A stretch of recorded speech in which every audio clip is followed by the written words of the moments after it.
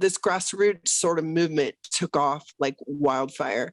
And the suicide of one of my best friend's husbands really gave us the conviction to form an organization that could really stand up and take the fight to veteran suicide, ending veteran suicide, whatever that looks like. We believe that psychedelic therapies will go a long way in doing that. Hey, this is Chad Namiro. And I'm Kelley Namiro. Welcome to the Balancing Chaos podcast, a lifestyle podcast where we will interview guests about wellness, business, and just about everything in between. Our goal is to help you develop a lifestyle that promotes health, wholeness, and success. Through our conversations, we hope to inspire you to live a beautiful, full, and joyful life as you navigate balancing the chaos. We hope you enjoy. All right, everyone, welcome to the show. Today, we have my good friend, Marcus Capone, and his lovely wife, Amber, on the show. Marcus is a business executive and a former Navy SEAL with over 13 years of combat experience, 7 deployments, and 5 decorations for various actions in combat, including 2 Bronze Stars with Valor, 2 Joint Commendations with Valor, and 1 Navy Commendations with Valor. He began his military career in BUDS, which is the training name for the Navy SEALs, Class 236. Is that right? Yes. In Coronado, and was commissioned to SEAL Team 10 in Virginia Beach, where he was part of the task unit that the Lone Survivor book and the movie was written about. After 2 combat deployments at SEAL Team 10, Marcus was selected for the SEAL Team's Tier 1 unit, SEAL Team 6, which I think everyone knows about after the Osama raid. And the community most highly regarded SEAL team. Post-military, he graduated with his MBA from USC. This is actually where Marcus and I met. We were in the same study group. And now he's the chairman and co-founder, the other co-founder being his wife, Amber, who is also with us today, of VETS, which stands for Veterans Exploring Treatment Solutions, providing resources, research, and advocacy for special operations veterans seeking alternative mental health treatments. And look, I'll just say this. I've known you, Marcus, for over 4 years, and it's an honor and a privilege to call you my friend. There are a few humans that are more generous and kind, in my opinion. So, that plus not to mention the unbelievably beautiful work you're doing for veterans and others with post-traumatic brain injuries. So we know a lot of the same people. We had Daniel Carcillo on our podcast, who obviously shares the same vision as you and your wife. And so it's just good to have you on, man. And I'm glad things are going well. So good to see you. And yeah, thanks for having us, Al. That was a great introduction. We'll just let everybody know who's listening that thank God I was in your MBA class, because you pulled me through most of it. But somebody had to do it. So yeah, has it been almost 4 years now? That's even more nuts. I guess, like you said, time's going by pretty quickly. Time's gone by very fast. Yeah. We definitely need to see each other IRL in the near future. Yeah, well, you guys need to come down to our gala November 11th, Veterans Day. Amber will tell you, but we already sold out twice, so 400 to 500. Wow. We're closing in on 600. It's at the Hotel Del. It's a beautiful place. We have it there because we know it's difficult for people to fly in to places, but if we have it at a resort spot, we know people will bring their families or make a vacation out of it. So it'll be a very interesting crowd, a lot of fun. We have an after party. We have tons of music, a lot of individuals from kind of this psychedelic renaissance, a lot of the key individuals that are doing a lot of behind the scenes work. And so it'll be really cool. I don't know, Amber, if you want to say anything about it, or you've been grinding and putting it all together for the last 6 months. So All I'll say about it is that, holy moly, it is a lot of work to plan a gala. It all culminates. It's really hard. It all culminates in this night that goes so fast. You don't even barely remember it. But yeah, it's a very, very special event. And it's an honor to host it. We would love for you guys to come. It'll definitely be worth it. It's going to be, good event, good meaning. There'll be a lot of people there that, that we have funded through our charity, and it's just getting everybody there together kind of just share stories and learn, part of it's education. Again, just individuals that are very interested in, in mental health, and really now in which we believe maybe the future of mental health, which is psychedelic medicine, which I'm sure we'll talk a little bit about here. So it's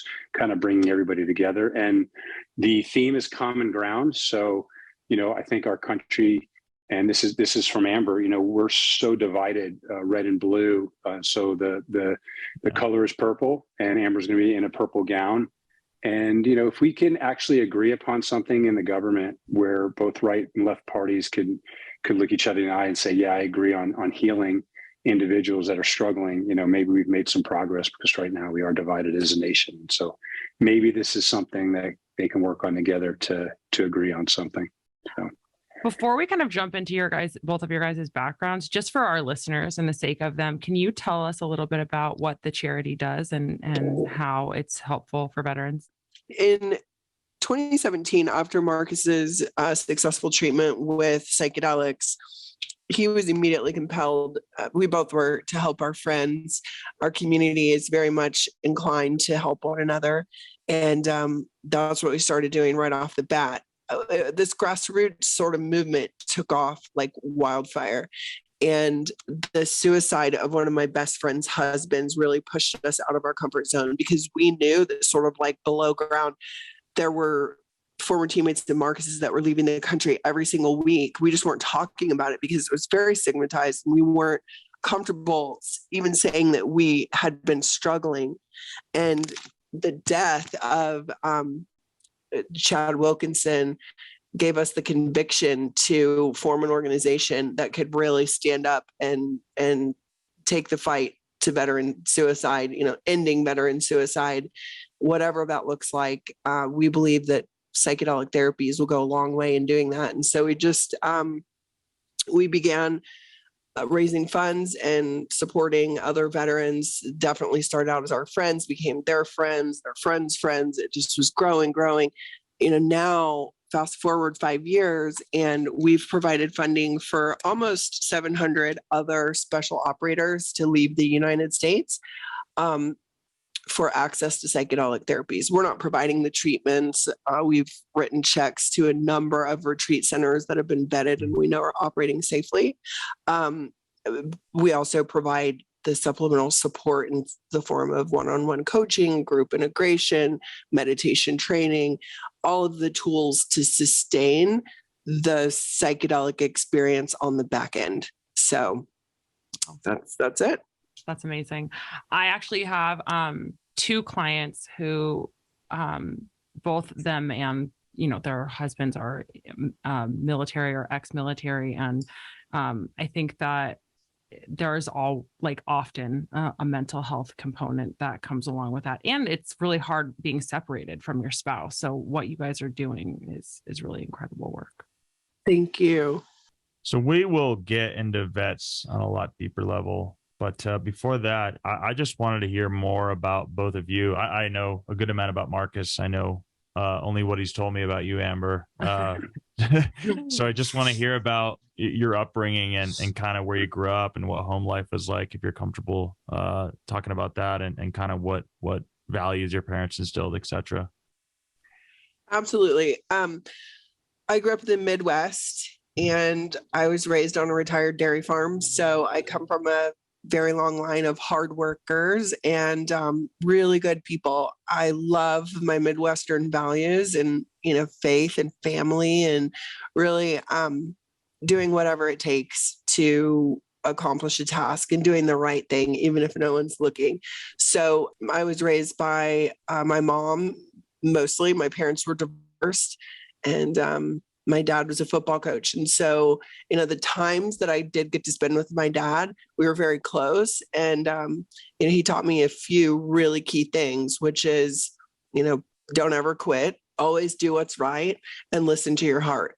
And those three things have really stuck with me into adulthood. And so when, Marcus was struggling and our family was truly on the brink, I really leaned into that and my faith, which was also a huge part of my life. And that's what sustained me. I think that having a dad as a football coach, it comes with, he's a hard guy, but he's really soft on the inside. And so he was actually Marcus's football coach and how we met. And fast forward all these years, what was very controversial in 1997 when I met Marcus, to be dating my dad's quarterback, he sees now, what a connection we have and how this relationship is now spilled over into the lives of others. And I think back then he probably would have said, don't date him, he's not good for you or whatever. But he sees now that maybe even Coach Watson's wrong a time or two. Yeah, I listened to the Jocko podcast that you both were on, which was phenomenal for listeners. But dating the football coach's daughter, man, that's probably a no-no. Yeah, I knew better. I knew better to start dating Amber when he was still there. I actually didn't meet Amber until he left, and he left in, I think it was 97, and he took the O coordinator job, at least a quarterback job at Northwestern with Gary Barnett. Him and Gary evidently were like best friends, and so he went there, and that summer I met Amber, and so it was much better to have him out of town while we were dating, even though he got a phone call rather quickly, and then she got a phone call, and then I got a phone call, and the rest is history. That's gret. Yeah. So do either of you guys have like military backgrounds in your family? Like, Yeah, sort of. I mean, I grew up with my grandfather, like hardcore Italian American, grew up in Queens, owned a bunch of taxi cabs, drank 2 quarts of beer before like noon. He died of cirrhosis of the liver. He fought in World War II. I believe he fought the Italians in Northern Africa, and he got wounded.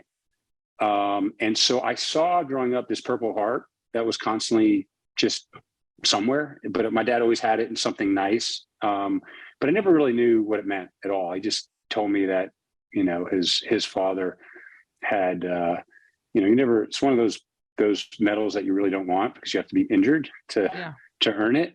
But it always hung around the house. But, I never grew up, I didn't grow up in a family that was quote unquote patriotic. I mean, honestly, like both my parents were technically hippies. They went to Woodstock. They didn't know each other. My mom, used to put on a headband and protest the Vietnam War in downtown Manhattan. And so I think, me going off to the Midwest to play football, I had some more influence from, friends that I met there because I didn't really have the influence in growing up on Long Island. And, Amber has a different story. She, her family, and I'll let you tell about your uncles. And yeah, I have a letter that I wrote when I was 9 years old, framed by our fireplace. It was to veterans on Veterans Day. And, reading that as an adult, I'm like, yes, I am that person still. My spirit has always been very aligned in empathy and just honoring and understanding. Even though I didn't really understand, my family did have, my great-grandmother's brothers were all in World War II. There were 5 of them. 1 was a POW, 2 were killed, and 2 survived. And it was just always instilled in me that we honor our military. We love America. I didn't have anyone close to me that was living that had served, but I certainly was raised with the respect for the military. Now, I didn't necessarily want to be married to anyone in the military. So when Marcus told me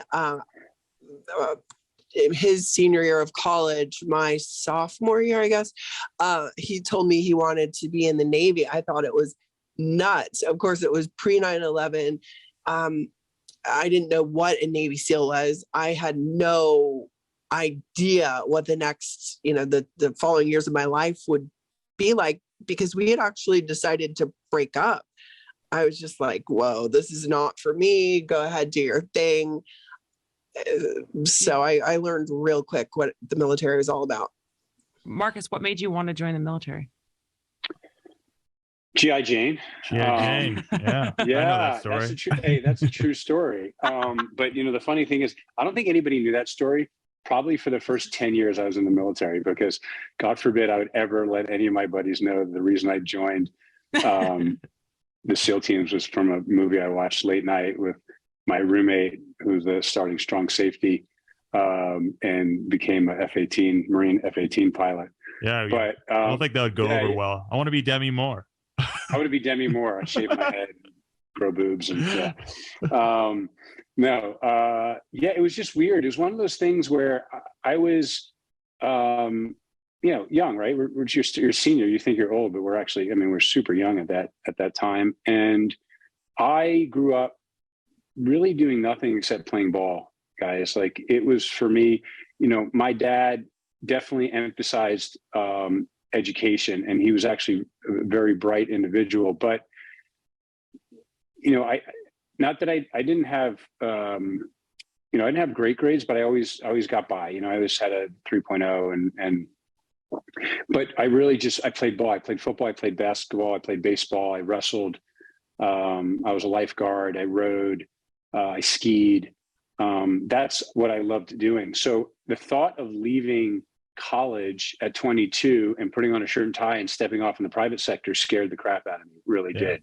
Because I didn't really know, like, what do you do next, right? Yeah. This is what I knew. I did an internship at the Breakers Resort in Palm Beach, Florida, which was actually really cool my senior year. But I learned kind of how to run a resort and kind of the operations and the programs. And that seemed pretty cool. And it's probably where I would have ended up. They offered me a full-time role during my internship. And I knew I was already going into the military. And so, I politely turned it down. But yeah, I come home one night and Jason's sitting on the couch. This is at Southern Illinois, and on comes G.I. Jane. And I'm like, wow, this movie looks cool. And when you don't know, you just don't know. And I didn't know anything about the military at that time. And we're watching this movie and they're talking about, oh, this is like the toughest unit in the world and the best of the best, and Navy SEALs and all this crazy stuff. And most of it was like 98% of it was completely wrong, but it was really intriguing and fun to watch. And I was like, I want to do something tough, like, if that's real, like, I want to do that. And, people are getting yelled at, and, it was just a part of life I've never experienced. I didn't grow up. I never shot a weapon ever in my life, never held a weapon except maybe like a pellet gun. Yeah. I didn't hunt, didn't fish. So this was really cool at the time. And so, like anything else, I started, there wasn't a whole lot online in 99 now. And at least about the SEAL teams or about, military history. So I read every book that I could find. I literally read every book, and most of the books were from Vietnam. And the more I read about the SEAL teams, the more I got intrigued and more focused. And, I said, yeah, like, this is it. This is exactly what I want to do. And called my parents, and parents thought I was crazy. And I told Amber, and Amber thought I was crazy. And pretty much everybody on campus at SIU told me that, like, nobody gets through training. And so that was even more fuel to throw on the fire. And you guys broke up, right? Or no? We did. Well, we were sort of like amicably. My memory doesn't remember any of that, so I'll let Amber talk about it. Well, it's because you can't imagine your life without me for even a day, right? Right. It's true. You are my unicorn. So yeah, what actually happened was he was so excited about this. I remember we were watching something on maybe the Discovery Channel. It was some sort of a documentary. Maybe G.I. Jane piqued his interest, but then he really dove in head first with books and other things on TV and whatnot. And I remember he was watching the pool comp a phase of buds training where they tie your hands and feet together. And he was like, oh, I could totally do that. Like, that's what really invigorated him. And that was what they were saying on TV. It was like the most dreaded part. And I just remember thinking, like, he is crazy. This is crazy. Whatever. He needs to do his own thing and it doesn't involve me. And I was completely fine with that because we'd been together since I was a senior in high school at that point. So like, 2+ years. And I don't know, there's part of me that thought I need to be young and enjoy college and not be in this long-term relationship. And I was okay with it. It was weird. I was totally okay with it. And we were living together, but, very much under like the same idea that at the end of the semester, he would do his internship and then he would enlist in the Navy and I would just go on about my life. I was raised an only child. I have 2 half brothers, but I was raised an only child, and Marcus was also an only child. So I think that we both also needed our independence. And this just seemed like the next logical step. So as we're living together and planning for this breakup, I noticed that I wasn't quite feeling myself. I had an aunt who was dying of breast cancer. It was very traumatic, and I kept delaying and delaying and delaying the inevitable. When I finally took the pregnancy test, I was somewhere between 10 and 12 weeks pregnant. Oh my gosh. And it was, at the time, it seemed devastating. I know now it's the catalyst that kept us together, and our son has been such a blessing. But at that time it was very scary and very uncertain. Yeah. What were your parents thinking through all this? Because I don't have a daughter. I only have 2 sons, but joining the military is an amazing thing, and it's one of the most selfless things you can do for your country, etc. But as a dad, I don't know if I necessarily want to have my sons join, because I'm selfish, right? Like, I don't want them to be injured. I don't want them to be hurt. And as a hopefully future dad of a daughter, I'm not sure I'd want her dating someone that's about to go off to the military right as they're having a kid. So I can only imagine what was going on, behind you two during that. I think my dad was probably thinking, I want to kill him because my daughter's pregnant. Yeah. Well, you're pretty young, I don't think I was thinking right? about the military. Oh yeah, I was 20. Yeah. Wow. Yeah. That's Yeah. crazy. Yeah, That's with crazy. like we said, with not a lot of support once we moved. Once we moved to Virginia Beach, there was really, like I mentioned earlier, my parents lived in New York, so it would take about an 8-hour drive to Virginia Beach, and Amber's family was in the Midwest, and they didn't like to get on airplanes, and so it was Amber at 21 raising Caden, and then at 22 we had Maggie. So now she's got 2 small children. Well, we have 2 small children, but I'm gone 300 days a year. Yeah. Not conducive to family life.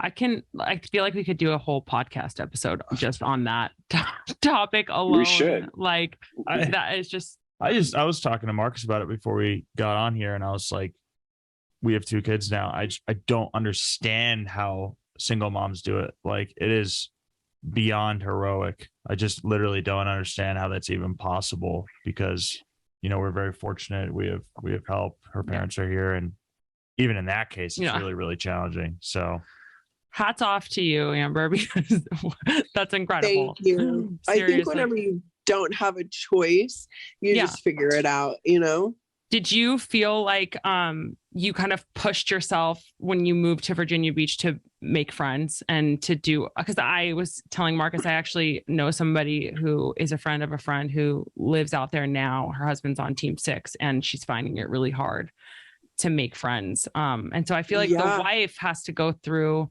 a lot too. And I mean, it's different, but it's still like mental health, right? And so I'm curious as to like how you manage that.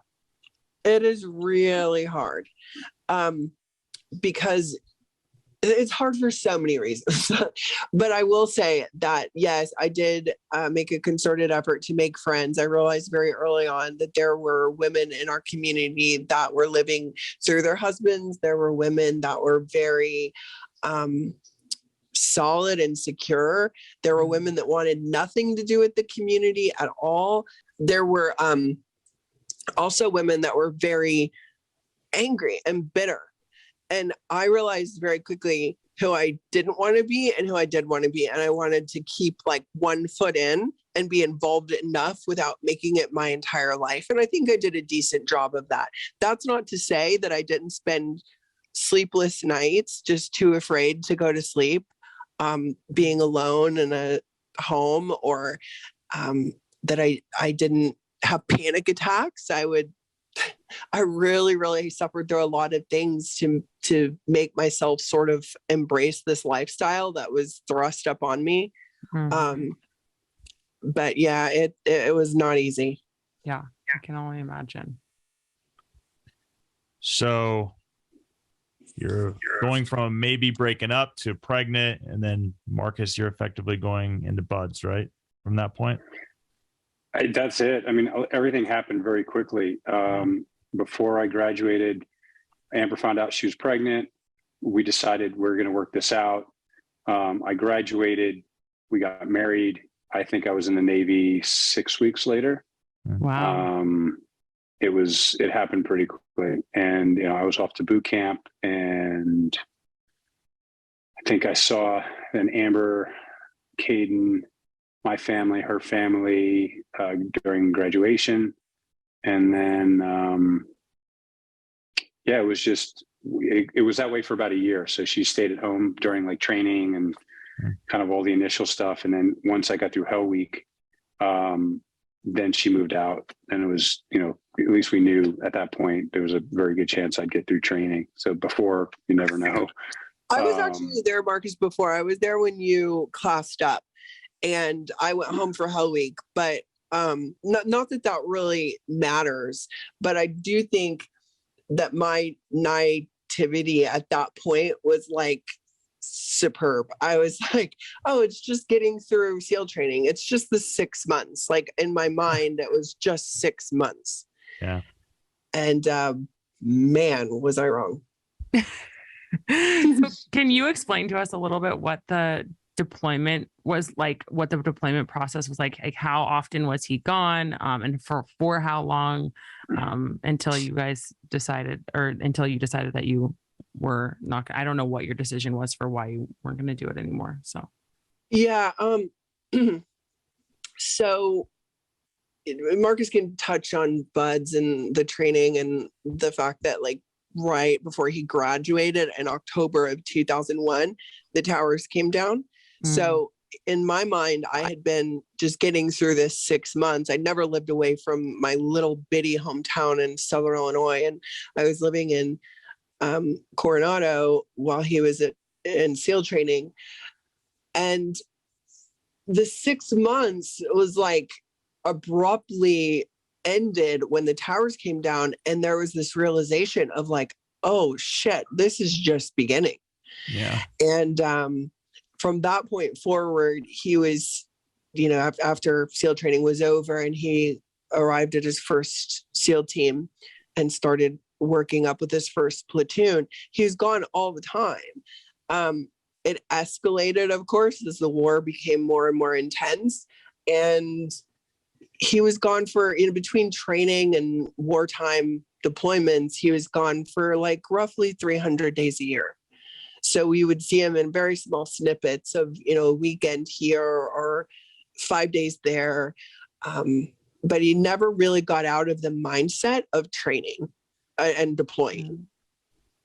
Yeah. So yeah, it's difficult when you're doing 2, 4, and 6 week training blocks and you come home for a week, and then you go right back and you do it again. Very difficult to, I guess, turn that off.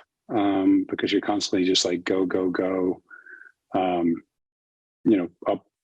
up and down, up all different hours, and try to come home, make a semblance of family life. But even when you're home, you're still, you have to go to work. And so you're in at work and you're asking, I'm asking Amber like, hey, where's the forks? Where are the cups? Like I literally didn't know where stuff was in the house. Always wondered why the kids would go right past me, like I wasn't there, and ask Amber for like a drink or something. So, you just dealt with that. And that was really tough because you're like, wait a minute, I'm dad. Why aren't they asking me anything? Because they're just like, who's this person in the house that, you know, we see every once in a while, especially as kids growing up. Yeah, that can't be easy, going from effectively being deployed during wartime to coming home and going grocery shopping. Like, what an unbelievable juxtaposition that must be in the mind. I don't want to do any of that. Yeah. I mean, and you love 100%. being overseas, right? You love being deployed. Yeah. I don't know if that's the right word, but no, it is. Yeah, no, Chad. It's funny though. You can't wait to deploy. You love being on deployment, and then there comes a point where you're just like, you're really homesick, and you want to see like your loved ones, and then you want to just come home and hug your wife and kids. You know, it was just like a weird cycle of doing that, and then you couldn't wait to go back on deployment because, you know, there's a war going on. You have friends over there, and there's a lot happening, and you joined to play in the big game, right? Not to like train and sit on the sidelines. And so you're waiting again to go and deploy, and just that cycle just repeated itself. Yeah. So when did that, I don't want to say love for the military, when did you start looking elsewhere in terms of, you know, what you wanted to do next, or when did you start want to transition out? Yeah, or even maybe this is when some of the struggles began mentally. Just wondering, like, when the mindset changed around, you know, wanting to be overseas during that period. Yeah, I mean, I think I was at like my peak of just everything. You know, 2006, 2007, 2008. Everything was just like exactly how it was supposed to be. But we started really losing a lot of friends and very close friends, and you know, all these peaks started to become valleys. And I don't know, it came a point in maybe 2009 where we just slowly started getting a little bit burnt out mentally, like just stuff was just not right. And, you know, you can talk to Amber, like every time you come home, it's like this shift happens from the individual. So, you know, I did 7 tours. I mean, I have friends that have done over 20 combat deployments. You know, every time you come home, you lose a little bit of yourself over there, right? Or wherever, and whatever that means for some people. Some maybe come back and are okay. And, you know, I envy those individuals. I look up to them. That definitely wasn't me. But it just got harder later, you know, closer to 2010. And I was in a weird transition point. I was supposed to go to officer candidate school. The commanding officer at the time just basically told me I was going. It wasn't like one of those things like, oh, I should look into this and I'm interested. But we were close, and he said, yeah, you need to go to CS and become an officer because you'd be a good O. And I said, sure, not really thinking about it. I got on a plane after like my 7th tour. I came back. I don't even know how long I was home, Amber, for a week maybe or something, two like weeks? 5 days. Okay, so 5 days. Not long. And I showed up. I didn't want to get on the plane. I showed up. I was angry as hell. I lasted about a day and a half just being pissed off. I had excruciating headaches. My back was killing me. I couldn't even sit. So like, it was basically like going back to boot camp again for officers. Not the way that combat veterans, in my opinion, should have to go through to become an officer. That's a whole separate conversation, because evidently there's a loophole that I found out about years later. But I didn't want to be there. I shouldn't even have gone. And I got home. And I just said, hey, I just need a break. Like, I want to see the kids. They were hysterical crying the last 2 deployments when I left. Literally, both of them were like broken, completely hysterical. Amber was completely hysterical. And I was just like, I can't, like, this is not good. And it started, you know, fucking with my head. And so we just decided to take a break operationally. And so I went out to California to become an instructor. I was a first phase instructor for a year. It was okay. I didn't love it. Again, I was just not in a good place. I was angry. I didn't want to make friends. I went to work and I went home and numbed with, bourbon, and kind of that was like the cycle every night. And then after a year, first phase, I went and I took over advanced training, close quarters combat, which we did a lot of on the East Coast. And so, or where I was at. And so that was better because I was able, in my opinion, to use what we learned. And so I was able to, teach tactics. But I had a great staff. And again, I was sort of checked out at that time. And so the staff really ran everything. I just kind of did my best to hold the ship together. And, at this time, like I started struggling a little bit. I'd already been to the command psychologist several times. I've already been prescribed my first antidepressant. And then I was prescribed several other medications. I'd been to my first brain clinic at that time. So like things just started not, I just wasn't all there. And I didn't know what I wanted to do. And I went to retire. I just really just wanted to get out. I just wanted to run as fast as I could in any direction. And the command psychologist was like, no, I can't let you go. Like you have way too much crap going on. Like you're not good. And your medical record is like 10 pounds. And like you're a candidate to be medically retired. Like you're just, I'm like, okay, well, what does that mean? And I wind up staying like an extra 8 months. And that was kind of excruciating because again, I just want to move on with my life, which I didn't even really know what that meant. But I wanted to be medically retired in 2013, which worked out. And then I stepped into the private sector. So, and that started a whole nother fun. So I read that, so you were still in the military when you started to maybe not have some of these symptoms, but start to like want to address them. And from my vantage point and from what I've heard you talk about, it seems like they take a pretty Western approach, right? Yeah. I mean, it's military medicine. It's what, they learned in med school. And, I don't know, you and I probably learned a lot on paper at our, in business school, but if you talk about some of that stuff, people look at you cross-eyed because like a lot of it is theoretical things that, I don't know, maybe you use, but at the end of the day, like on the job is like what makes you learn. And so here you had these doctors that were, it felt like it was right out of a book. What do you have? Okay, here's the same question you get. Here's the same answer. Yeah. Here's the same medication you get prescribed. Like it was all, felt like it was robotic. And I mean, I honestly can't tell you from the first psychologist that I saw, which was on the East Coast in 2007 to the time I got out, there was just too many, but it was all the same thing. And they ask you the same questions, you fill out the same paperwork. And, for the most part, if you're dealing with depression, and you're dealing with swings of, bouts of mania, sometimes, you're getting prescribed the same things, antidepressants or mood stabilizers.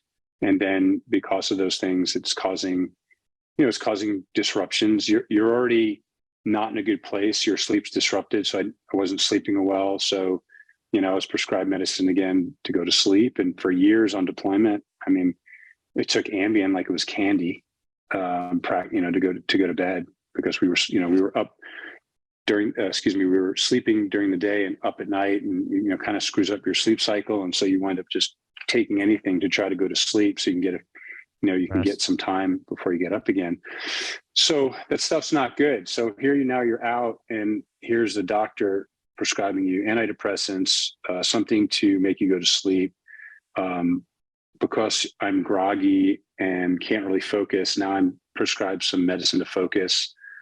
It was just, it becomes a cycle that unfortunately many of not only my friends that I've served with, but, the greater military population are getting kind of prescribed the same things. I mean, the VA is probably Big Pharma's largest customer, I'm assuming. Yeah, they have a lucrative partnership. There's no question about that. I think it's a crisis in America. I mean, of course, in the military, but in America too, it's like you're prescribed something for there's a prescription for everything, and so people would rather, and not saying you like, but I think that there's a lot of choice with the rest of America that they would rather take a pill than actually address. Yeah. And I struggle sometimes saying, well, is that good or bad? Like for some people it is good. Like for some people, like we can't argue that helps them. Yeah. And without it, maybe they wouldn't be able to function. But again, we're still going back to, it is not getting to the root cause of potentially what the individual is dealing with. And so, it's hard to argue to say, yeah, these drugs are bad, but if it enables a person to go to work, to get up, to get their kids out of bed, to take them to school, like, for sure, we have to we have to do that. But at the same time, how do we change that? How do we get better? And I think, through the stuff that, Amber and I have been working on, I really think that, I really think the medicines that I experience get to root cause and can really, not just change me, but it's changed my relationship with Amber. It's changed our relationship with the kids, which is probably going to make them better individuals, better parents, better spouses. So this is like generational stuff that's happening. And I think that's important. And I kind of went down a rabbit hole there. So sorry. No, I think that's all really great. And I'm 100% with you on root cause. I think that when we get to that, and even though it can be really challenging for some people to want to go there and unravel, like that's where the real deep healing is. So one question for you is, I definitely don't think you're alone in what you experienced being ex-military. Do you feel like there are, what if you could, I mean, I don't know if you might know this given your guys' organization, but what percentage of ex-military struggle with these types of issues? That's a good question. I don't know, Amber, maybe you have, I don't know the statistics. Yeah, I don't know the statistics. I do know that one horrifying statistic that hasn't changed, and recently a bit more light was shed on this statistic for us, is just the veteran suicide statistic alone. And roughly 20 a day actually take their lives. But what I didn't realize is that deaths due to overdose are not counted as self-harm. Wow. Really? Yeah. Those statistics, according to an article that I recently read, those statistics are not included in the suicide number. So that's horrifying. The other thing is that statistic doesn't account for the number of individuals that might have had a suicide attempt or the number of individuals that are dealing with suicidal ideation. So if you think about like doubling or tripling or quadrupling that number, and like that's the number of veterans that are really suffering. That's pretty staggering. Yeah, the number is closer to 40 on attempted suicides. So, I mean, that's a 40 a day. A large number. Yeah, 40 a day. Wow. So, and again, we could back channel those numbers, but, to include 17, 20 on average are taking their own lives, and then upwards of 40 are attempting suicide. What's going on? I don't know. One is too many for our great service. It's nuts. It's nuts. But, again, COVID epidemic definitely exacerbated just mental health issues in general. A lot of people are searching for answers. People are just not used to being at home all the time. Yeah. People lost jobs. I mean,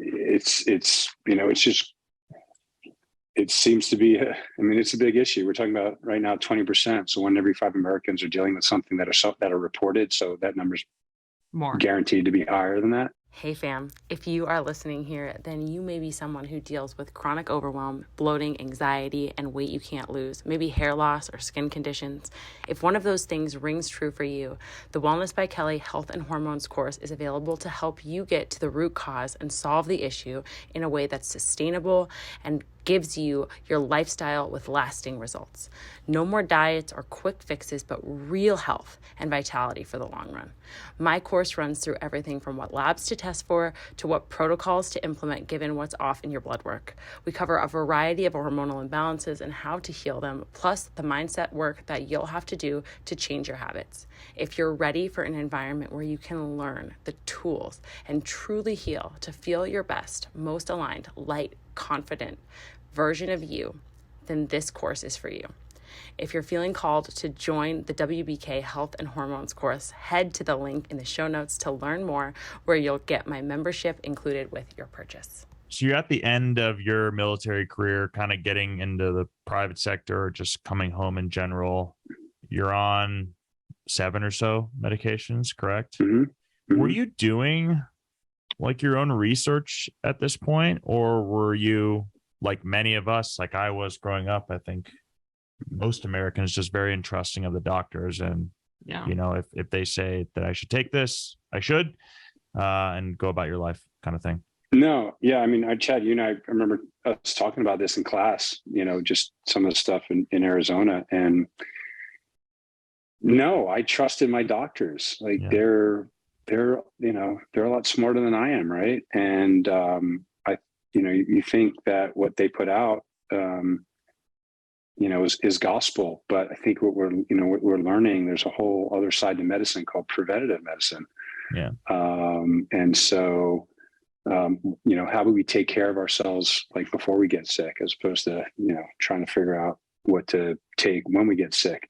And so I didn't do much research. Amber started doing more research because she was trying to figure out, you know, he's not getting better, he's getting worse. He's going to see, you know, we're going to see all these experts, can't seem to solve any problem. And so, you know, we started looking at more kind of holistic, you know, integrative health, if you want to call it. And, you know, Amber's really one who started doing a lot of the due diligence on what else can we try? What else can we look into? Hyperbaric oxygen therapy, does that work? Or transcranial magnetic stimulation, does that work? Or, and I was becoming increasingly concerned about Marcus's history of traumatic brain injury, like mild traumatic brain injury, repeated blows to the head, concussive and subconcussive events, and the culmination of primarily the subconcussive events that maybe we hadn't thought about previously. And the reason that I started thinking in this direction was because one of Marcus's former teammates who had taken his life, his spouse she had donated his brain, and they found this pattern of scarring in the brain that you might be similar to CTE, but it is totally different. It was very much in relation to blasts. And so that started this research on my part of like, well, what is blast injury? What are subconcussive blows? What is CTE? And I started to put all these things together, that Marcus's history of playing football for 15 years and then as an explosives expert in the military for 13 years, like, holy shit, almost 3 decades of consistent head trauma cannot be good. And a lot of the struggles that I was reading about with former NFL players and Dave, his friend that, you know, had taken his life, I'm like, this is what I'm living through. It's not to me like a psychological, emotional issue that he can't deal with what happened overseas. Like, if anything, Marcus and all of his former teammates, in my opinion, were very, very eager to deploy, and there was a lot of job satisfaction in what they were doing. Yeah. What I was seeing was different. It was like, couldn't remember anything. The executive functioning was off.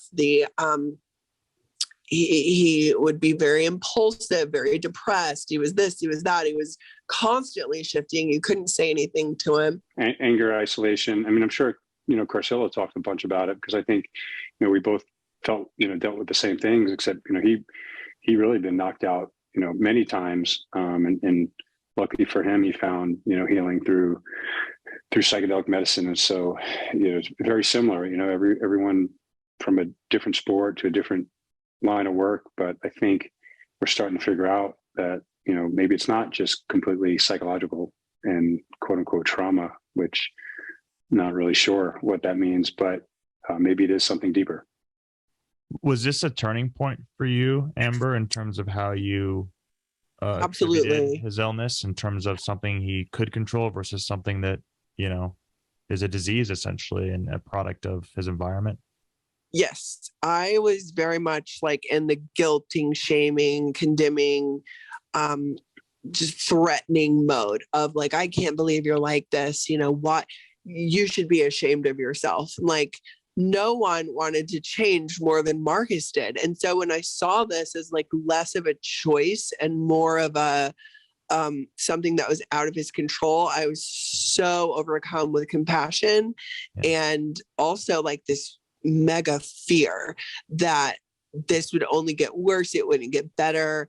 There was no diagnosis, let alone a treatment or a cure. And so I became like frantic, and I reached out to basically everyone from military leadership to charitable organizations to Bennett Amalu himself, who discovered CTE.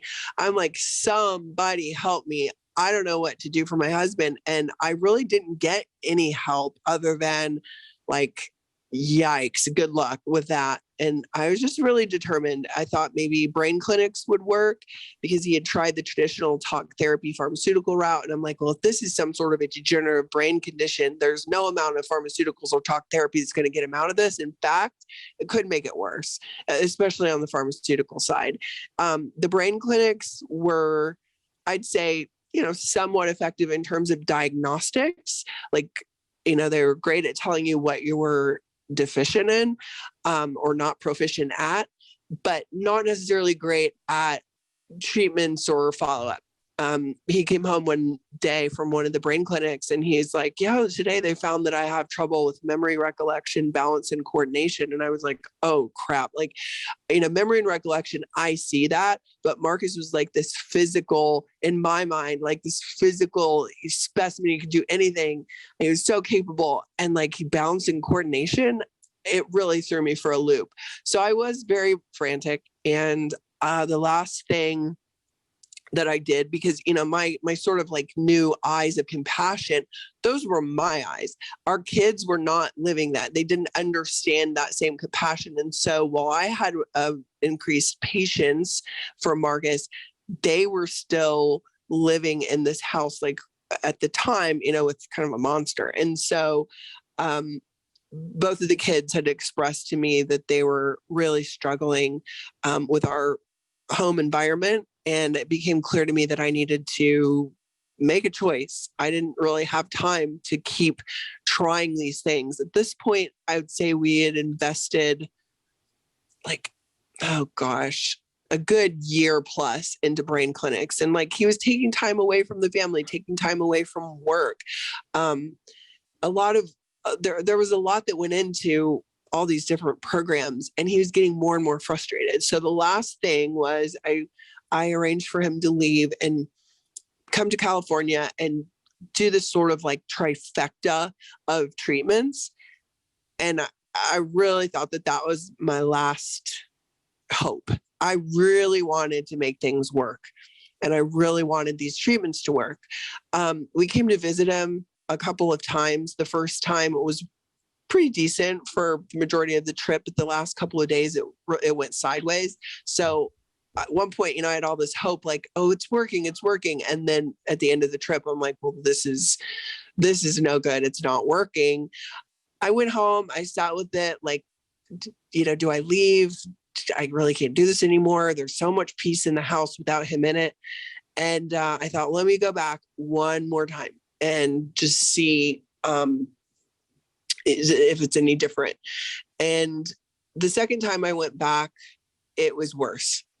And so I didn't even tell him I was leaving. The next morning when he was at one of his appointments, I got on a flight and I went back home. And I told my dad, who had always instilled in me, don't ever quit anything, that I had decided to quit. And it wasn't quitting in my mind. It was choosing something else, choosing a peaceful life for my kids.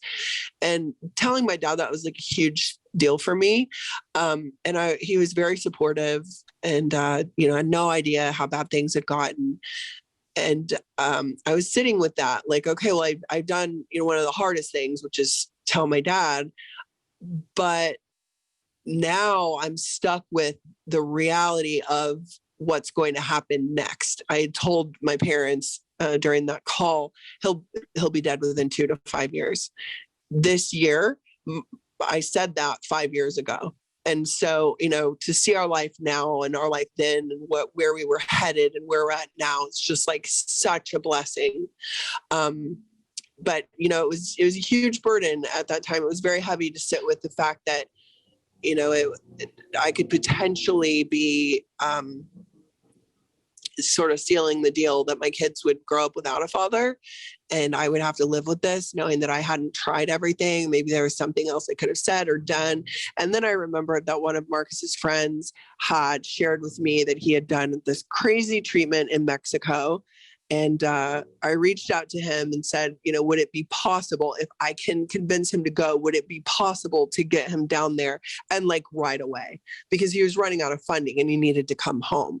And so sort of like this quasi ultimatum I gave him, I said, you can come home, but when you get here, I want to sit down and have a serious talk. And then I approached him in a way that I had never done before. And I just, with like every bit of grace I could muster, I said, I'll fight with you every day for the rest of your life. But you've got to fight with me and we've got to approach this together. And at that point, he relented. I think he thought it was crazy, but he agreed to go to Mexico. I don't think he thought it would work. I don't think either one of us thought it would work, but it was like, we've got to try one more thing. So that was your idea for him to go to Mexico and do the psychedelic treatment. Yes. Amazing. That's an incredibly beautiful story. Yeah, I don't tears brought to my feel very fortunate, which I'm sure you do. That's incredible. What were both your opinions and knowledge of psychedelics at the time? Did you just see them as counterculture, recreational drugs used predominantly in the 60s, or did you know there was medical 100%. aspects? No, I didn't even know they were psychedelics. I just knew that when someone that we knew and trusted said do this treatment and whatever it was, I didn't really even care. Yeah, I can imagine growing up in a religious Midwestern family, probably didn't talk about psychedelics much at the dinner table. No. Can you tell us about the first treatment? Did you guys do it together, or was it just Marcus alone, or what did that look like? Well, I'll talk about it. So Amber, Amber's never done a psychedelic. Yeah. She's never needed to. But yeah, I'm Chad. I thought this was completely out of left field. I thought these were recreational drugs. My parents did them in the 60s. I heard a story growing up that my dad dumped 100 tabs of acid in a punch bowl at a wedding or a party, and they couldn't find people for weeks. Man. Okay. I told Rick Doblin that story. He goes, "Yeah, that's not good." I'm like, "Oh no, I don't think it was good." At all. Man. But I just thought they were recreational drugs, like cocaine or, other recreational drugs. I didn't know that they were intended for medicinal use, or that the plant medicines were literally used for thousands and thousands of years, way back as far as history can, report, for rites of passage, for ailments, for mental health. These medicines have been used forever.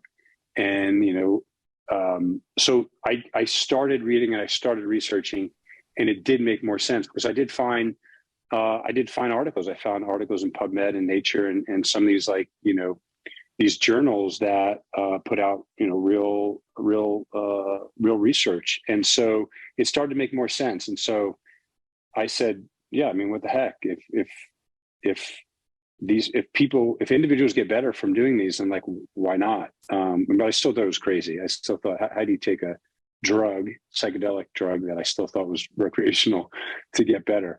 But when you wrap the preparation and then you wrap, therapy and integration around it, it's very real and extremely healing. And I think more powerful and healing than anything right now that's being offered to us.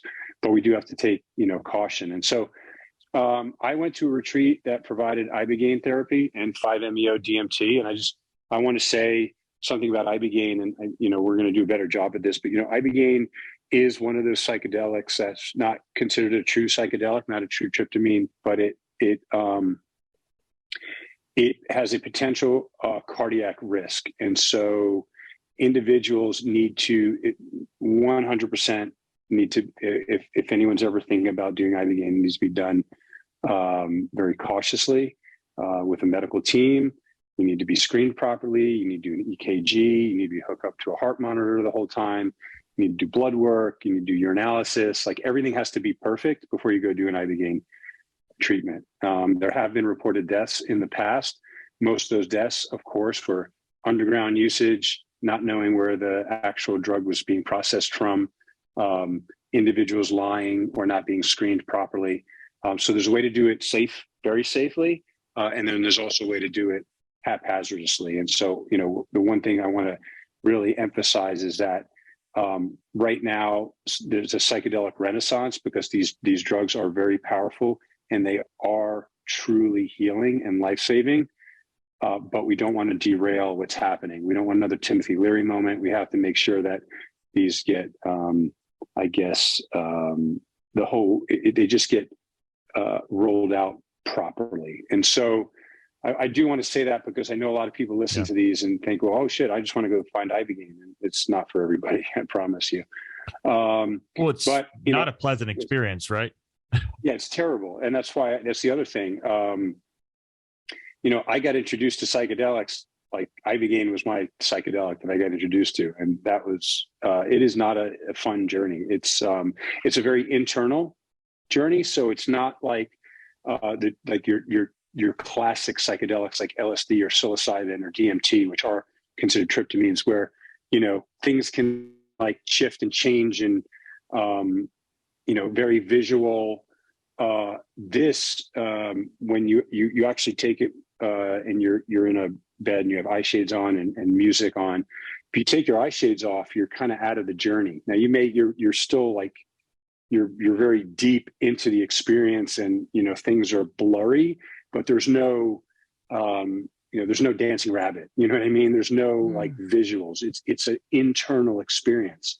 It's like, it's a revisit of your life. And so when you put the eye shades on, you're literally going through like a movie, like you're watching your life in this like slow kind of pictured film. And you watch, everybody has a different experience. So you watch things as a child, you watch things when you're a teenager, in college. And then what it really is good at is it zeroes in on the things that you're thinking about, that you're struggling with, or that you need to fix. You really can't hide from the medicine. And so if you're dealing with abuse as a child, or traumas, in the military, you're going to go back and revisit those like a movie. You're going to watch it. And sometimes you may watch it in first person and deal with it again, or you may watch it from above and like watch the scene play out. But as you know, when you deal with something like that, like you literally deal with it, accept it, grieve, or accept that, you didn't cause this incident to happen. If you could deal with that, it's like you basically you're solving that problem. You're doing what talk therapy takes 10 years to do in a night. And so, after my, I guess, 8 to 12 hour experience, I slept and Amber saw me the next day. It was literally, I felt like when I woke up, every weight was lifted out of a backpack that I was carrying for many years. Like it was like a struggle. And all of a sudden I just dumped the pack and I just felt light and free and like had purpose again. And I just wanted to like do stuff and see Amber and hug her and see the kids and hug them. And, here's the great thing. The drug's out of your system in less than 24 hours. It's gone. So it's got a half-life of 7 hours. So, in 2 days when you're still feeling good, has nothing to do with the drug. It has to do whatever the drug just did to your brain. Right. And so, individuals are seeing results 30 days, 60 days, 6 months. So it's really powerful. And it was just a life-changing, life-changing experience. I'll never forget ibogaine. I'll never forget 5-MeO. You experience stuff that that most people can't experience unless you're you're a monk, or you have, your faith is so strong that you actually are getting kind of downloaded information, which, many people get. But that's what the psychedelic does. I've heard it described to me a lot by people like yourself, whether it was ex-military or some sort of traumatic brain injury, but it just allows you to face trauma without prejudice or judgment. And so I think I've heard you describe it as like snow. You're able to build your own tracks versus the tracks that your life is currently taking you on. So you can still get into poor habits and bad decision making, etc. But it's somewhat of a reset, right? It's a complete reset. That's exactly what it is, Chad. It's a reset. And so, if you have these loops, these loops in your mind that you keep, whether it's bad habits or whether it's bad, self-talk, the psychedelic allows you to reset that. It stops your ego. It quiets the ego. It quiets a part of the brain called the default mode, which is I guess is your ego. I hope I have that right. But when it stops the chatter, it's like a fresh snowfall with there's no tracks there, right? So now you come out of your experience, you're like, wow, I'm going to go build in new habits. I'm going to have now better, better self-talk. And so all those negative, reruns of, I'm no good. Why should I be here? I want to kill myself. I'm worthless. Like the psychedelics stop that chatter and then allows you to kind of reinvent the chatter into good thoughts and good habits.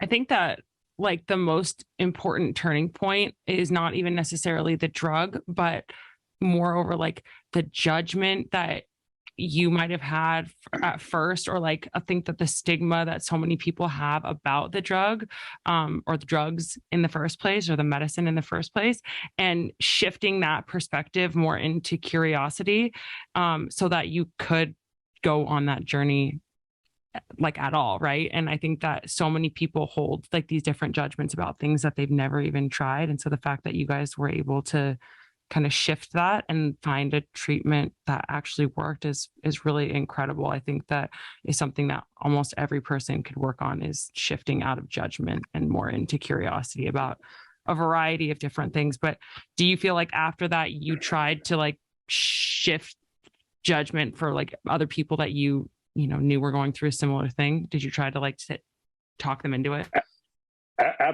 Absolutely. The one thing I got rid of on my journey was judgment. Yeah. When you're talking about it, is I realized that I was judging. Like you judge everybody, and then I'm like, how are you better than that person? Right. Like how can you even judge? I mean, you've made every mistake in the book, and so now it's just like Amber talks about grace. I just stopped judging her. I stopped judging the kids. I stopped judging people for what they wanted to do. If they wanted to go do something that I didn't agree with, like do it. Like I'm not going to judge you. I may not do it or want to do it, but I'm not going to not like you because of that. And I think, maybe psychedelics can make the world a better place. I don't know. I don't want to sound like a hippie, but it's really amazing to see the individuals who come out of these treatments again, and it could be anything. I think all psychedelics are doing very similar things, because you're hearing the same stories from psilocybin, from DMT and ibogaine and others, and MDMA. Stories are very similar. They're the same. They go in there, they're angry, they're depressed, they're isolated, they're struggling. They come out like reset, fresh, happy, empathetic, wanting to help people. It's a good thing. So you have this amazing experience and this light bulb moment, if you will, but like to your point, and as we well know, even today, it's gotten a lot better. I think we can all agree with that, but it's still stigmatized. Were you communicating this to your family, friends, other team members when you got back? Or is there still a little element of, I don't want to call it shame, but just, it is what it is. People saw it for a certain thing and people are now seeing it as medicine. Yeah. I think this is going to be a few years in the process, except I think we're going pretty quickly, that these medicines are being destigmatized. And it's part of my job really as the chair of vets, I tell stories, I interview, I do podcasts, I try to destigmatize not only just raising your hand for help, but that these medicines are, when you use them for their intended use, are really powerful and really life-changing. And so, we educate senators and congressional leaders, and that's our, it's part of our mission now. And there's still people that'll be out there call us crazy, but there's only so many times that you can call someone crazy. But when you hear the same story over and over and over again from hundreds and thousands of people, like there's something there, right? Like is everybody crazy, or is everybody healing and getting better, right? So that's the cool part. Where do things stand today as far as decriminalization, legal status, capital allocation? Like I'm invested in a publicly traded company called the Thai Life Sciences that I'm sure you're aware of, that funds this type of research. So it seems more accessible and more understood than it ever has been, which is great. But just update us on, maybe some of the key wins over the past, whatever it is, year or so. Yeah. Well, this bullet train is moving pretty quickly. There's definitely been billions of dollars that have been invested in startups and nonprofits, drug development mainly. MDMA and psilocybin both received FDA breakthrough status before 2020. So I think like 2018, 19, meaning that they have a medical benefit. MAPS is bringing MDMA through phase 3 trials. As soon as they get through phase 3 trials, it'll be federally legalized. And then psilocybin's right after that. And we're talking about two drugs that are like little risk. I mean, there's almost, some people say psilocybin is one of the safest things you can put in your body. I mean, it's good for you. I'm sure, Carcillo probably said that. I mean, these things are good for your brain, not bad for your brain, like we were taught. And MDMA also, really the risk to MDMA, there's, dehydration. And so, don't do it at a rave and like dance for 10 hours, not drink water, it's, but so these will be federally legalized within the next 3 years. For medicinal use, psychiatrists will prescribe. At the state level, Oregon, I think within a year, will roll out their state psilocybin program, which will be you'll have to do the treatment at a medical run establishment with medical staff, and so they're just trying to like work through a lot of the challenges, as you can imagine, like manufacturing and licensing and permitting and everything there, and then. Colorado might be next. It's a ballot measure right now. I'm not sure if it's going to get through or not. But at Vets, as an organization that we have to, we provide funding for individuals to go outside the U.S. to do these legally, and then to protect the donor base and then individuals that are part of the company. Like we can't fund, like we don't fund underground treatments. Of course, we're still going to we have to get some more legal counsel about if we're going to be able to fund any of the stuff going on in Oregon, because it still won't be federally legal at that time. It'll just be state legal. So we have to find out some information about that, even though that's a very easy win for individuals looking for access here in the US, as long as it's legal. But again, because it's not federally legal when it goes live, there may be an issue there for vets. And then, we're doing some research, Stanford and some other academic institutions. And then, on the policy front, as I mentioned, Amber and I spent some time on Capitol Hill trying to, talk to lawmakers, educate. And really right now, we're just trying to get them to release federal funding for research. So we're not telling them, hey, like, let's just sprinkle this in the water. Like, hey, we know these work. The anecdotal evidence is out there. There is already a lot of real research out there in clinical trials also that are all positive. Let's release federal dollars to start researching these right here in the US. Let's reschedule them. They are Schedule 1 right now, which means they have no medical benefit and they're highly addictive, which is complete bullshit. They have tons of medical benefit and they are not addictive. They're being used as anti-addictive drugs for other highly addictive drugs like cocaine and crystal meth and opioids, heroin. So, again, it takes time to educate and then, just because you tell somebody something, they have to go do their own research. So it's happening. And it's fun to be a part of. And we'll just, I don't think we should sprint. I think we should just go, do it correctly. Amber, can you tell us a little bit about like the journey of you guys starting Vets, and also like if you have them, what the efficacy rates in your guys' foundation are? Yes. So the goal of starting Vets was to assist our friends. The ultimate goal to end veteran suicide. It's certainly taken on a life of its own. I think that we've really aimed for the stars here and, creating a sort of movement. And at this point, it's not just a movement in the veteran community or even in the United States. It really spans the globe. We get contacted frequently by leaders, organizations, veterans internationally that are also looking for this sort of healing and movement in their respective countries. So we found ourselves kind of in the middle of this most fantastic melee, and I'm finding, a lot of conviction and not quitting and doing the right thing and holding on to those values that I was raised to believe. It's really coming in handy right now. It's been the most humbling blessing of our lives that we can take something that was rooted in so much uncertainty, being parents at 20 and 23, so much sacrifice, just serving the country on Marcus's behalf and supporting him through that, and so much pain, which we had no idea that the hardest part of our lives would come on the other side of service. It's a time where our military members should be really looking forward to the second half of their lives and really be able to live and thrive, not just survive. We were not prepared for that, and there was no one with us on this new battlefield. It was very scary. And so just being able to be sort of a conduit to alleviate that kind of suffering for veteran families that have already given so much is pretty surreal and an incredibly great honor.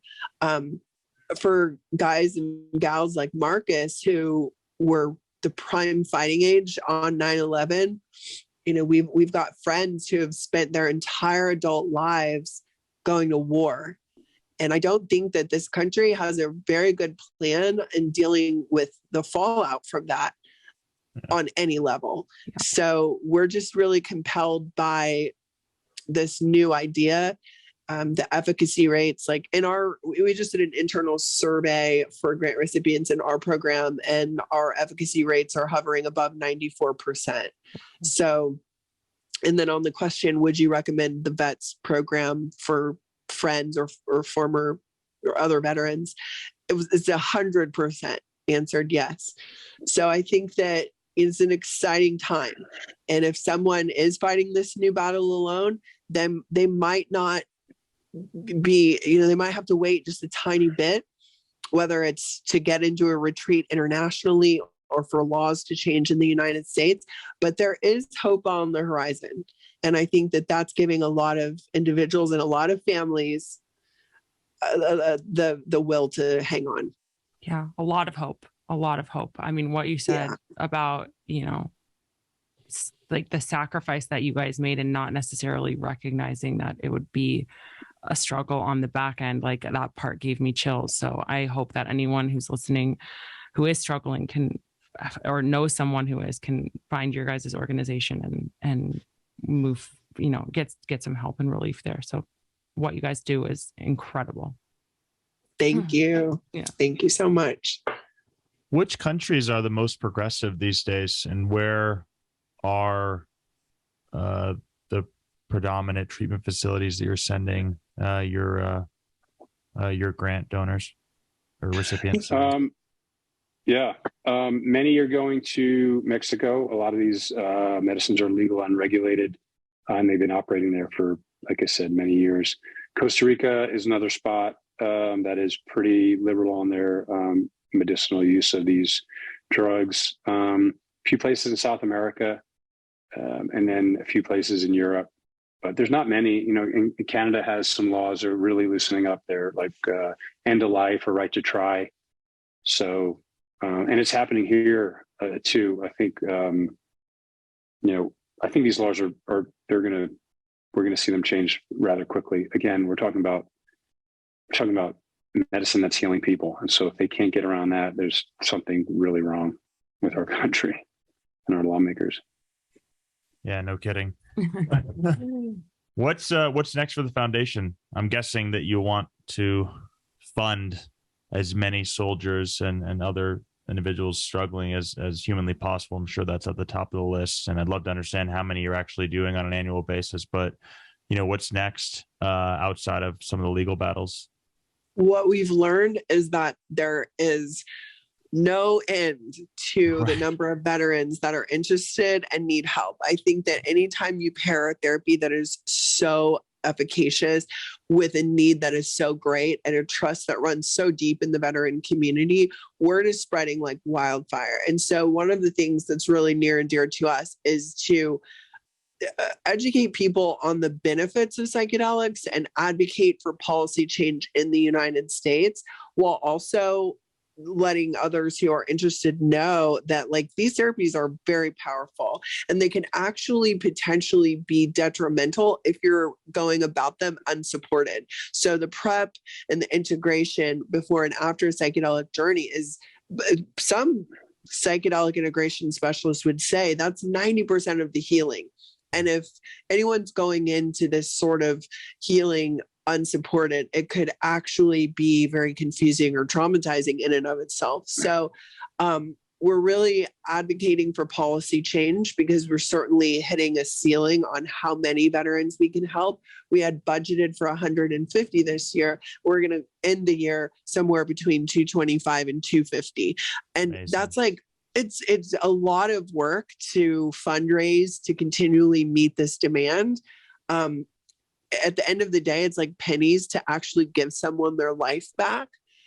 But we really aren't going to start to move the needle on this until the therapies are available in the United States. And I feel like it's time that our government looks at something different. The last invention for mental health was the invention of the SSRI 35 or so years ago. It works for some people. It doesn't work for a lot of people. So I think that at minimum right now, we're advocating for more research and more federal dollars to back up the research so that organizations like ours don't have to continually meet this demand that is ever growing. I'm curious for both of you guys to remain in a good, grounded place where you feel like you're thriving at this point. What are some of the routines and rituals that you have as a part of your daily life? Like, what supplements might you take? What things might you do? Do you meditate?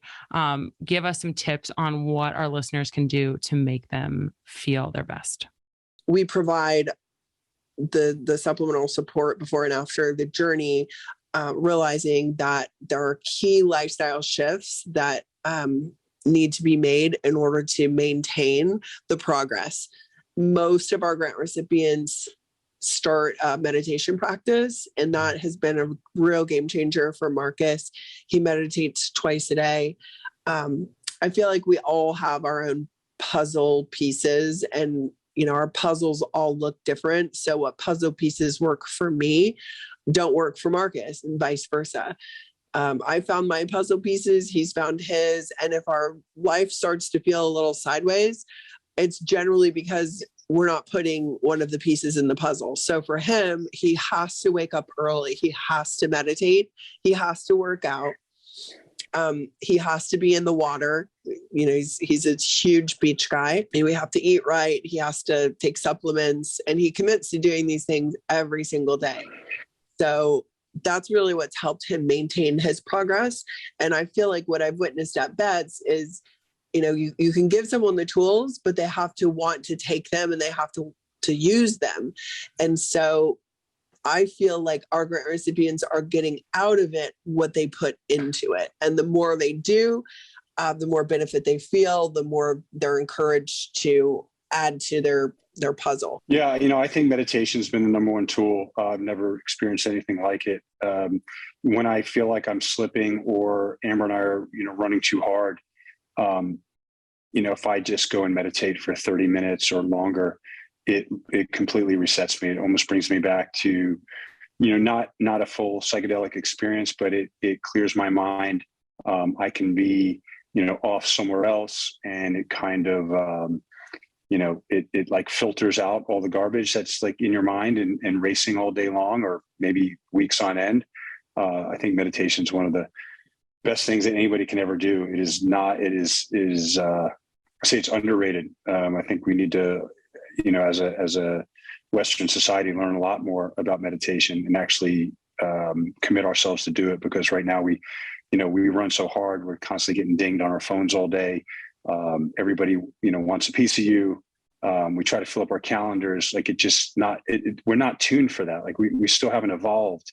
And so meditation for me has been a lifesaver.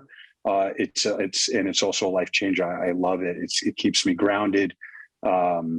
Makes me, it helps me focus. It helps me respond to questions in a thoughtful manner, and not just say the first thing that's on my mind. I mean, there's so many, and it's gonna increase your lifespan, right? Because it's also, bring your anxiety down, and we're under so much stress, it reduces stress, and so that's good for us. And so I'd say meditation's number one. And the research has also just come out that getting blood flow and oxygen in your brain is like the best antidepressant. So get on a treadmill for 20-30 minutes, or try to beat your wife on the Peloton. And we just got a full spectrum sauna, which is awesome.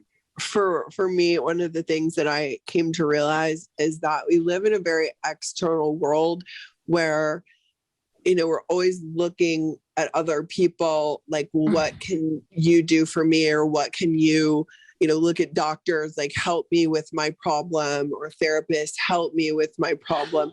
I think that one of the biggest lessons Marcus and I have both learned is that your best healer is in you. Yes. And so whatever that looks like reconnecting with self is the essence of this entire journey. And it has no end, finish line. It's like Marcus is on his journey. I'm on my journey. He's learning to connect with himself. I'm learning to connect with myself, and then we can better connect with one another. What you said at the end is the most powerful thing that may have been said, like, the entire podcast, is like, so many of us run around so disconnected from ourselves because of all of, whether it's social media or, all of the different things that we're looking outside of ourselves for, like you said, doctors, like, there are so many different things. And if we looked inside, it would just, I think that for so many people, life would be so changing. And for me, that's what meditation really allowed me to do. And so I love that you guys talked about that, because I think that it's such a powerful, powerful tool. And for the people who say that they don't have time for it, it's like those are the people that need it the most. Those are the people that need it. We run a wellness podcast, and I would say, honestly, it's probably the number one most common denominator we find with all of our successful guests. People, and our guests. Outside of Dana, he said he's not there yet. That's all right. But it's just That's right. He's doing something right, so he keeps going. Yeah. But it's just so quickly being understood as something that just benefits everyone, and is just a must in today's society, especially American society. So. And one thing that you guys said too is, or both of you guys, like, if you are in that place where you're meditating, or you're both meditating, I found that for Chad and I as well, like, if we're both doing that, we are more connected. Like, we are better as a team if we're both taking time to be mindful about the way that we are interacting with ourselves, and then interacting with each other. So 100%. And I think too, like, from a couple's perspective, Marcus and I have had to learn how to appreciate that you don't have to be exactly alike. We can celebrate the differences, like what gets him grounded. When he's doing his quiet meditation, I'm like tearing it up on the Peloton. We're just wired differently, and what I need is different than what he needs. And like, that's okay. Oh, yeah. We're very different. We meditate in very different ways. Yeah. So Wim Hof breath work, and I'm doing a Joe Dispenza guided meditation for whatever floats. Nice. He's got another event down in Miami or in Florida. I think it's the second week of December. I know there's a few individuals from vets that are going down there, which is really cool. It is like, I saw him speak live in Arizona at an event I was at a couple of weeks ago, and I was looking into one of the retreats because I saw that one in my, it's like, I'm so looking forward to eventually doing one of those. I'm trying to convince Chad to go with me to do a week-long Joe Dispenza. He's great. He's great. We sponsored his recent event in Denver, and some individuals that I really look up to, guys that I've worked with, said, Marcus, that was like phenomenal. And so the fact that they said that, I'm all in, when I can take a break. Yeah, for sure. This book is in position A in my audiobook, never-ending audiobook stack. Well, we know you both are extremely busy. Thank you so much for taking the time, and even more so, thank you so much for doing such amazing and beautiful work. It is truly inspirational, to say the least. Thank you. Thank you. Thank both. you. Thank you both. Please let us know if you want to come to the gala. I would love to meet you in person. I know Marcus would love to see you. 100%. Where can everyone find you guys online? Where can anyone donate to your amazing cause? Give us all the details. Vetsolutions.org is our website. We're on social media as well. Everything can be accessed through our website, and donations can be made through there as well. Okay, amazing. Thank you both. Thank you so much. Thank you guys so much. We really hope that you enjoyed that episode. You can follow me on Instagram at Wellness by Kelley. And if you're new around here, you can sign up for the WBK 7-day free trial, where you can get access to all of my low impact workouts, blood sugar balancing, plant-based recipes, and guided meditations, all available on wellnessbykelly.com and on the WBK app. Hey, thanks for listening. Please make sure you rate, review, and subscribe to the podcast. You can also connect with us on social media at Wellness by Kelley. Drop us a DM for who you want to hear from.